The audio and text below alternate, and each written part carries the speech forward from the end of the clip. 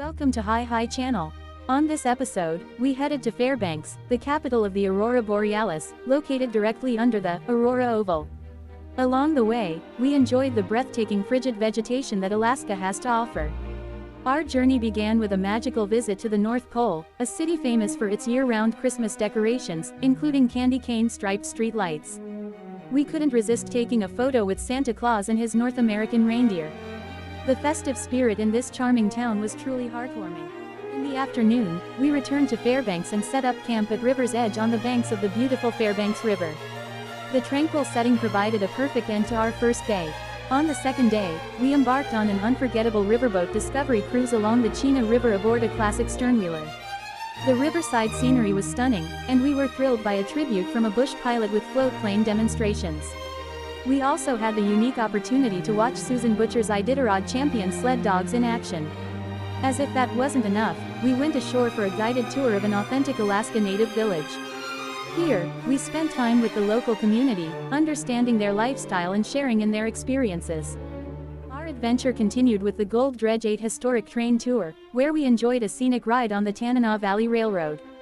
We tried our hand at gold panning and were ecstatic to find that we could keep all the gold we discovered. After our gold rush experience, we took a closer look at the famous Trans-Alaska Pipeline system, marveling at this engineering feat. In the evening, we visited the University of Alaska Museum, home to an impressive taxidermy collection that gave us a glimpse into the diverse wildlife of the region. We then headed to Chena Hot Springs Resort, where we set up camp. The highlight of the evening was soaking in the hot springs and watching the mesmerizing Aurora Borealis dance across the night sky. After these amazing experiences, we began our journey back to Anchorage. The 6-hour drive was split over 2 days, allowing us to explore missed viewpoints along the way. We spent a night at Trapper Creek, enjoying the peaceful Alaskan wilderness. On the afternoon of our final day, we arrived back in Anchorage, returned our RV, and concluded our 16-day Alaskan adventure. It was a journey filled with wonder, natural beauty, and unforgettable memories. Touches down. And watching Steve do this every day, I am so impressed with his ability. It's kind of like an Olympic diver. What you want is a small splash. That's the way you get the most points. So watch him hold it here and just ease it down. Light as a feather. Looks like one float and then the other. And you miss the ducks and up we go. There you go. They're very used to that. So he's going to slow down, and the mighty Quinn is going to bring me the radio. I'm going to call him up and listen in. He's got a great story for you. 2-4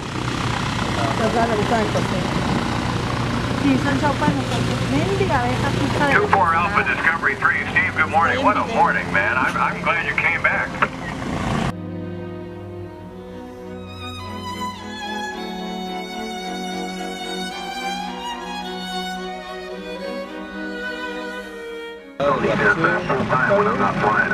My goodness, dog musher, pilot, sourdough, recycler. I heard you found this airplane in the bushes somewhere. That story is aircraft that was over 20 years ago. It had brush and leaves growing up around it. I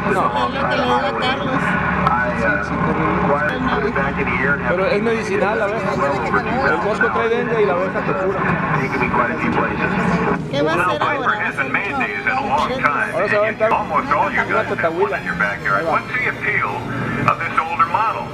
30s and 40s technology, very lightweight, versatile aircraft. It's actually a cappuccino over the top, just about like the sheets on your bed, so it makes it very light. Getting in and out of the remote area lakes and rivers when you see it equipped on floats, and then operating them off sandbars and ridge tops. Then in the winter months, we might get a little wing wag as he goes by. Steve can answer. There we go. Thank you. That is a nice thing to see when you're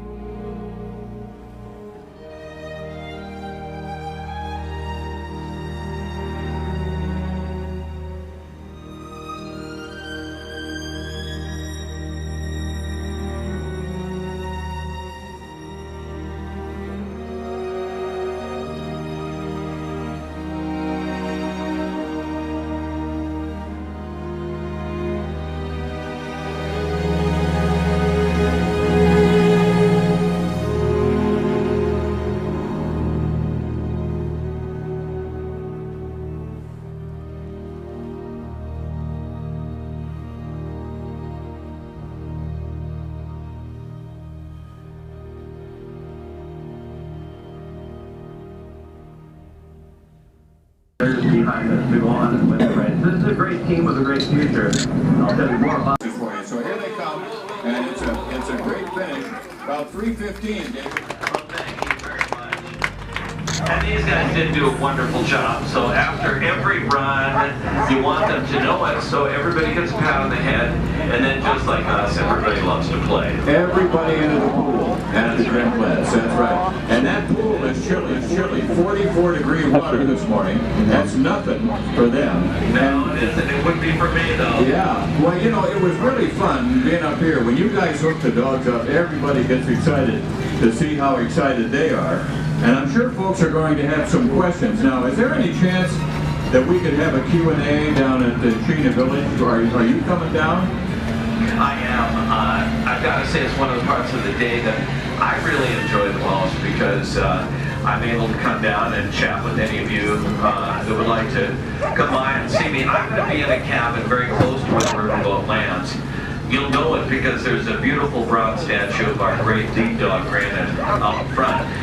It was given to Susan and I to... Yes, of course. The fish camp that you see here is similar to what you would see along the Tanana and Yukon rivers in the summer months. Traditionally, families pack up and head up to 40 miles to their own personal fish camp. Since my family's fish camp is along the coast of Alaska, we use fish nets to catch our salmon. But here in the interior, along the riverbanks, the Athabascan people use fish wheels, like the one that we have here in the water. And these are very important to the Athabascan people because it allows them to efficiently catch enough salmon in order to sustain their families and their dog teams throughout the winter months.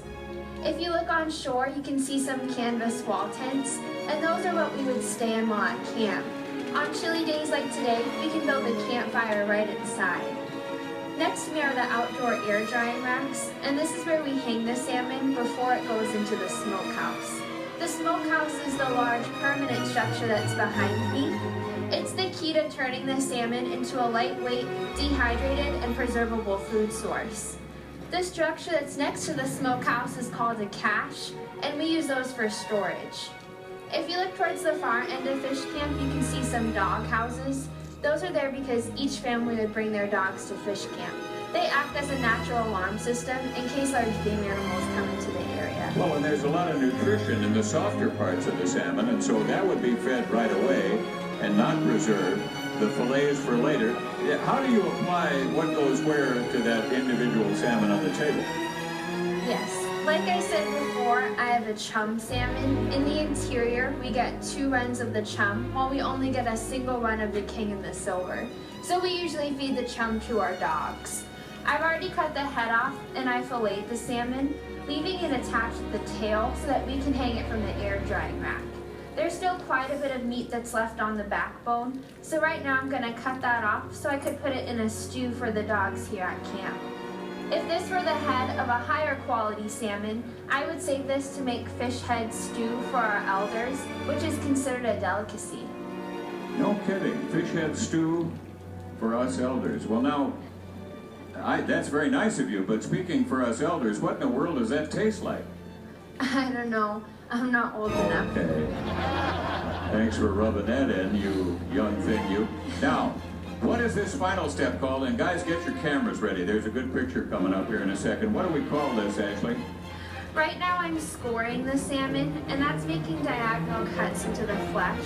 It allows the salmon to have a larger surface area, and it also allows the smoke to get further into the salmon and dehydrate it. This is natural saran wrap. It's amazing how quickly this salmon can be protected without any sort of artificial wrapping at all. It's all done with our good fresh air up here.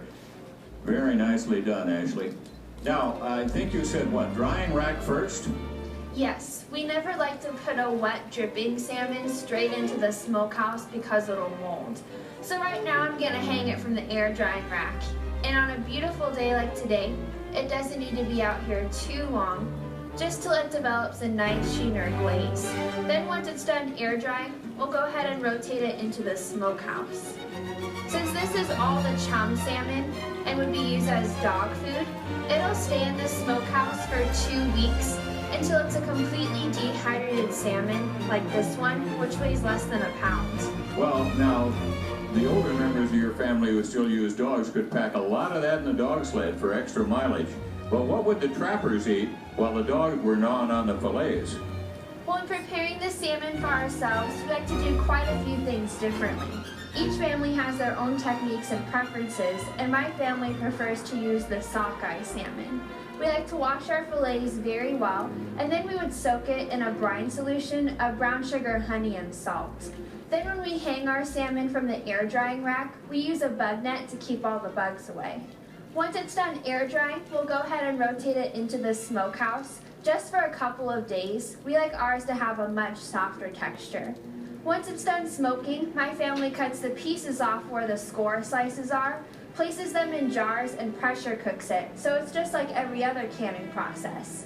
Keep in mind that each family has their own traditions, and some families prefer to cut the whole fillet strips like these. Also, when smoking our salmon, we like to use a sweetwood like the alder or the cottonwood. For the dogs, we just use spruce wood, driftwood, whatever we can find. They aren't too picky. No, they're not. They're grateful. But that alderwood smoked salmon, we're going to get a chance to try some of that on the way home. I think everybody will agree that that's very good. What's ahead now for the next hour, though, on this beautiful day? Well, the guides that you have met on board the boat will be taking you to 3 short stops. I'll be at one of them to talk about some of the beautiful native-made garments. After the guided tour, I'll be here at Fish Camp to answer any questions you might have. Well, Daegu Kutsuk, thank you very much. Ganabasi, we sure appreciate this great introduction. Daegu, thank you. All right.